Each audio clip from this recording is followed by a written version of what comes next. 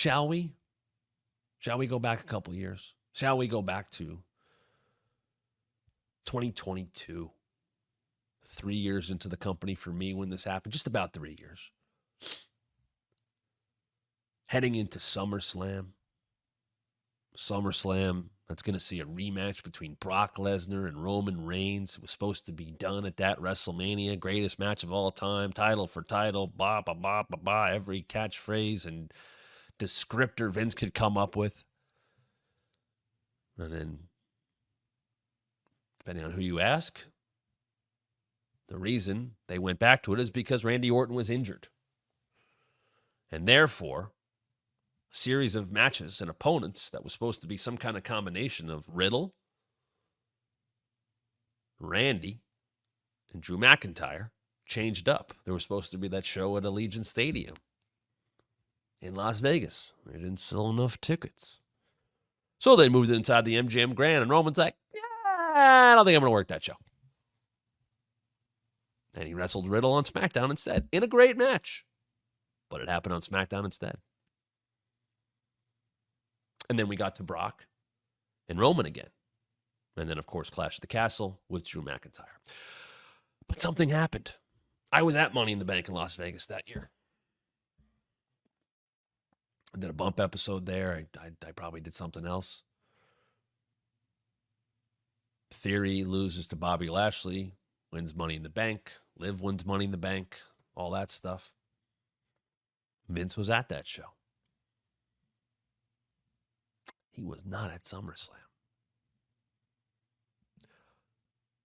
Many times throughout my tenure there, before this time in the company, I'd have conversations with people who had been there for a while, people in digital, people who had been in television for 20, 25 years, that I felt comfortable talking with and who had been through all of the craziness of being in a company run by Vince McMahon.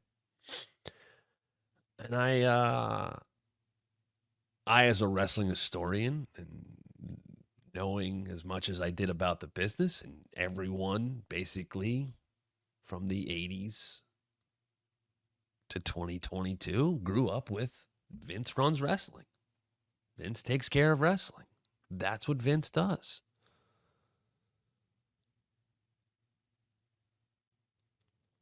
But in July of 2022, right before that SummerSlam, something I had asked about many times to many people. What's the plan? What's the plan if Vince is done? Remember, that SummerSlam was in July that year, end of July, which is important to the conversation. And I said, what's the plan? And I'm sure you've heard this, and I'm not speaking out of turn. He'll probably die doing this job. Okay. He's never going to quit. He's never going to retire. He's not going to give up the company. That interview he did with McAfee, where he crapped on his whole family. My then wife, my ex-wife. What? What are you talking about? Oh, that secret that is not really a secret, that thing? Allegedly. And everyone was like, I don't know. I said, who replaces him? I said, does that plan exist? Nope. And maybe it did. Maybe it did with a small group of people. Maybe those conversations had been had.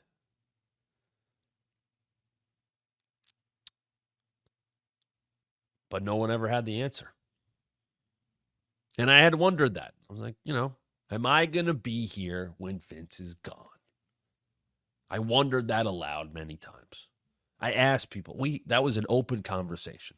Gone out of the company. And this is the year where the allegations and stuff had come out, and Wall Street Journal, and I guess it's still ongoing. But he kept showing up and putting himself on television. Got to stick together, and people would stupidly cheer for some reason. And that was gross. I hated talking about that stuff. I will tell you there was something in the scripts because he had all different surgeries and was 70, whatever the hell years old. And there was something in the scripts, and it said, he would open a SmackDown or whatever the hell it was. Don't show Vince getting into the ring. How come? Somebody didn't want to be shown weak in any way. But he would do those promos, or, Stephanie did that one. It was just like, ugh. We don't have to band together for him. He's not my dad. He's not my grandfather. No. I am not being accused of that stuff. See ya. Thanks for the wrestling. I don't know you anything. But then in July, right before SummerSlam, I was getting a haircut. I was paying. It was a Friday, so I would have been Thursday or Friday. Was it Thursday? Either way, I would have been going to Stamford to do SmackDown Lowdown. And I get an email, on my work email, from Vince to the whole company, announcing his retirement. A very PR-y statement, best for the company, blah, blah, blah, blah, blah. And I went, oh my God, it actually happened. Holy shit, are you fucking kidding me? No, my friend who was cutting my hair, she's like, what happened? I'm like, Vince is done. She's like, wait, Vince? And I was like, yeah, he's done. It's over. She's like, wow, you need to go. And I was like, yes. And then,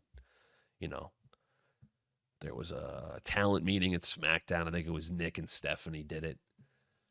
And then, it's Triple H, who had been pushed the fuck out of power. Good God, was he out of the mix? I'll tell you more about that in a second. He's back. He gets talent relations. He gets creative control, all in one fell swoop. And I went, whoa! Now, little backstory on that. If you remember, the year prior, or I'll go back, I'll point to when 2.0 got going. It kind of happened at the same time when Hunter had his heart event, cardiac event, whatever it was. I think people know by now it wasn't very good, and he would end up retiring and putting his boots in the ring, but he was out. He was out of power. They took NXT and did what they wanted to do with it and made it 2.0, and people who never touched NXT before were getting involved with NXT, and okay, Sean, you're running it now. And Sean was a good soldier. Soldier. Sean was a good shoulder. Soldier? Soldier. I've never been able to say that word. Especially when you put Sean in front of it. A good company man. Soldier. That's what he was. Hey, this is Matt Camp. Thanks for checking out one of our recent clips from the Wrestling Mat. Why is someone so close to The Rock kind of throwing Cody under the bus? Yeah, a lot of people won't engage with Jim Cornette. I did, just because I have a mark for Jim Cornette. Please subscribe right now. Hit the like and turn on notifications so you don't miss a thing. And I think you should listen to your TV partners. Let me tell you about WWE and a little insight. More subscribers means more content. And make sure you follow us on social media at WrestlingMat23 on both Twitter and Instagram.